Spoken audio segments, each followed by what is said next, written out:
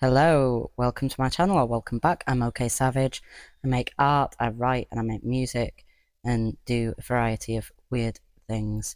Today I'm going to be doing a digital painting of a dragon. And I say today, but actually I did it several days ago, and this is the recording from that. But you can pretend you're watching it in real time if you like. That's fine. I'm not here to tell you what to do. Anyway, I wanted to talk to you today about getting back into digital art after a long time of not really doing much of it. So when I have always drawn. I've always enjoyed drawing, sketching, doing anything where you start off with a kind of blank slate and then something comes out of it. I find that really exciting.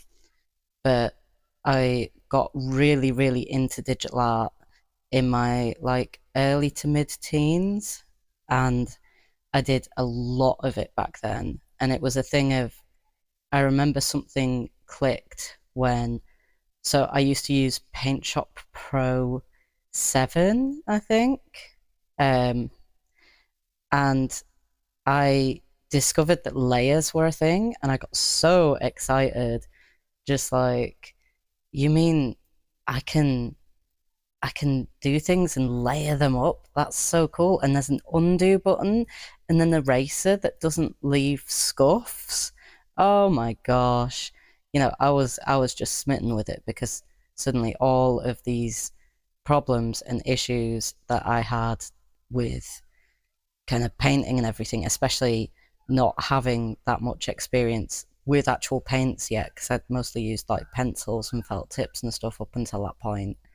All of the issues that I had found when I tried actual paints were, in my mind, kind of solved by digital art. And so I got really excited. I started doing a lot of art, a lot of really weird art, sort of fantasy and horror themed a lot of the time. I got really into online communities around that time as well, because it was back before DeviantArt decided that they hated artists. Don't sue me. That is purely my opinion, and I'm not saying that they actually do hate artists. I'm just saying that I think they're crap and awful and terrible and just an absolute trash website owned by trash people, run by trash people, and mostly home to trash people now. Apologies if you are a cool artist who's still on DeviantArt, but also, what are you doing? Get off there. Like, they are stealing your art to make it into AI. Did you know that DeviantArt, when they brought out their AI stuff, made it opt out? So basically, you were automatically opted in to have your work scraped and turned into AI, and you had to opt out for that not to work. And there's no telling like how much got scraped before you opted out. It was honestly absolute trash, just a hellscape of a website these days. And that's not even getting into, arguably even more serious issues happening on there, which I don't want to touch with a 10-foot barge pole.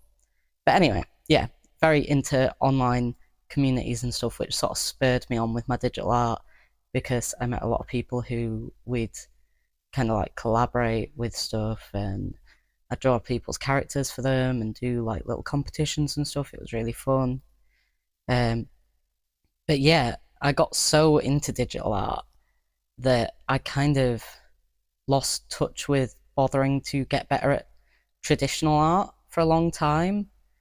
And so that was that was kind of weird for me because I was very into traditional art before that. But then I found my passion for traditional art again when I had to make a portfolio to get into college because I didn't have any GCSEs or anything.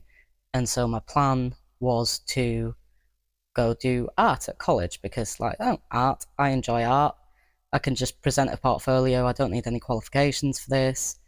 And yeah, so actually, it turned out that a lot of the skills I'd been learning through my digital art were completely transferable, which was really cool. So I'd not really sat down with pencil and paper for quite a while at this point, and I sat down to do some still lifes because part of the portfolio requirements were to submit like 3 still life drawings. And I actually kind of amazed myself with it because I was a bit nervous, like, oh gosh, I've not done, complicated pencil work in so long. And then I sat down with it. I was like, oh wait, no, this is like the results that I got impressed myself. And it was because of these kind of transferable skills that I'd developed doing so much digital art, sort of learning more about shading and light and shapes and everything. And so then I got really into traditional art for ages because of doing it at college. And I kind of I discovered Bob Ross not long after that as well, who kind of inspired me to look into painting, not oil painting like he does, because that's expensive, like acrylic painting. But I got really, really into that and ended up with acrylic paints being my main medium, which I still love and I still do absolutely tons of. But I think because I'd got so into traditional art, I kind of forgot a little bit about digital art. Like I'd still do it occasionally for this and that, but not a lot. And it almost seemed inconvenient to do because I'd kind of have to get my computer out and get the software up, and I was out of practice and everything, so it wasn't intuitive. And I was using GIMP as well, which is the most amazing freeware. It's like a GNU image. Can't remember. I'll put it on the screen. But yeah. So that's a really really good piece of freeware, but also it's kind of got a bit of a learning curve, and there's a few tools in there that I'd like to see that aren't in there already, and kind of the default brushes that come with it aren't that great. Although the amazing thing is you can get a bunch of brushes and add them in yourself, which is really fun. But I think what has helped me get back into digital art properly, alongside like doing traditional art, I'd still say my main thing is probably doing acrylic paintings on canvas and on wood, because I just love how tactile that is and I find it really soothing. But the main thing that's got me back into digital art is finding a way to do it easily, which is I've managed to get an app called Sketchbook on my phone, and it's really, really good. And all the tools are right there at your fingertips. It's so easy to use, and it's on my phone, so it's just kind of in my pocket all the time. So now it's like it's gone from digital art being kind of less convenient to being the most convenient option, because I can just whip my phone out and give it a go. And then the whole reason I got back into digital painting at the start of this month was there was like a challenge called Sketchtember, and I was doing the version hosted by a nice person called Zell Bell, who suggested using specific palettes by someone called Death in Heavens, and I'll put links in the description, don't worry. And I thought, I am not color matching with physical paints to achieve these colors. Absolutely not. No way.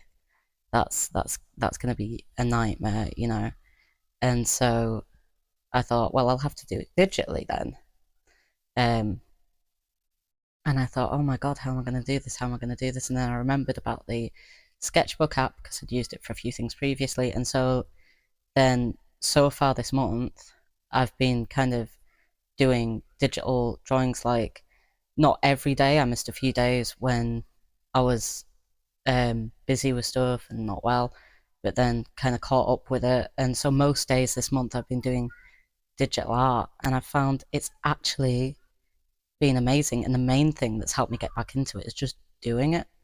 Just being in practice makes it so much more fun, because it's kind of like I'm used to the tools that I'm using.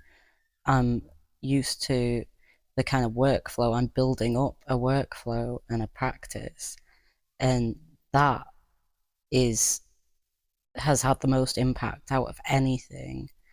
And better than that, it's meaning that I'm practicing things like, lighting and color and everything that I wouldn't necessarily practice just through the kind of sketches and doodles that I'd normally do on a daily basis. But because it's digital and it's on my phone, it's fast enough that I can kind of practice these things without it eating a huge chunk of my day. So I would definitely say if you're watching this because you've seen the title and you're someone who's fallen out of love with digital art or like wants to know how to get back into it, just find some way you can do it reasonably conveniently and then just do it all the time and don't worry too much if it's not great. I mean, personally, I don't think this dragon that I'm showing you here is my best work, but it is one image out of the, like 30 images total that I'm going to be creating throughout Sketchtember, and because it's a daily challenge. And I think that is the thing. If you're doing it every day, it doesn't matter how good it is. It matters that you're doing it and enjoying the process, because that's how you're going to learn new things about art and about the art that you like to make. And that's what I'm hoping that I can do. Anyway, it's been really nice talking to you. I'm gonna pop off now. But yeah, if you like the video, make sure to do the little thumbs up and subscribing and everything. Also, I'm going to be releasing this on Patreon like now as soon as I finish editing it. So if you're watching this on YouTube, you're actually watching it like a week after it came out. Sorry, mate. But you don't have to. I'm going to leave a link in the description. Yeah, have a good one.